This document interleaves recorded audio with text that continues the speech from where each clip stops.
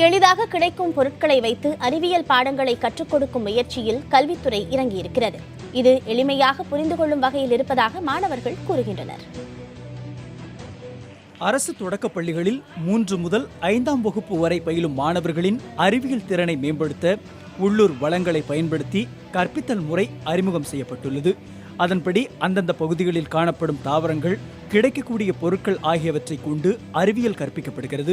அதனை கற்பிக்கும் பயிற்றுநர்களுக்கும் ஆசிரியர்களுக்கும் முதற்கட்டமாக பயிற்சி அளிக்கப்படுகிறது. சின்ன சின்ன மூலிகைகளுடைய பயன்களை அருகில் இருக்கக்கூடிய மூலிகைகளை எடுத்து அந்த மூலிகைகளை கையில் தொட்டு பார்த்து உணர்ந்து இது எதற்கு பயன்படுறது, எப்படி சாப்பிட்றது அப்படிங்கிற பயன்களை ஈஸியாக சொல்லிடலாம் அப்படின்னு நினச்சிருந்தோம்.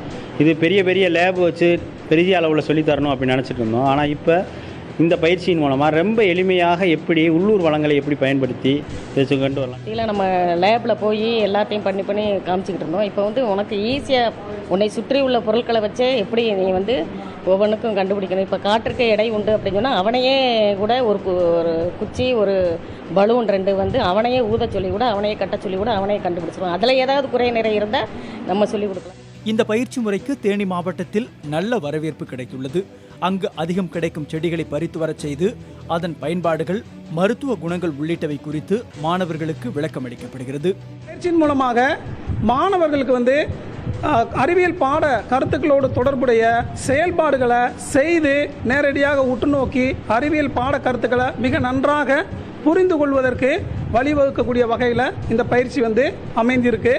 அதே போல் இதில் சொல்லப்பட்டிருக்கக்கூடிய செயல்பாடுகள் எல்லாத்தையும் மாணவர்களுக்கு முன்னாடி எளிமையாக செய்து காட்டக்கூடிய வகையில் எந்த ஒரு தடைகளும் இல்லாத அளவுக்கு மிக நன்றாக இதை செயல்முறைப்படுத்த முடிகிற வகையில் தான் இந்த புத்தகமும் வடிவமைக்கப்பட்டிருக்கு. இங்கு கற்பிக்கும் முறை அறிவியலை எளிதாக புரிந்து கொள்ளும் வகையில் இருப்பதாக அதனால் பயனடைந்து வரும் பள்ளி குழந்தைகள் கூறுகின்றனர்.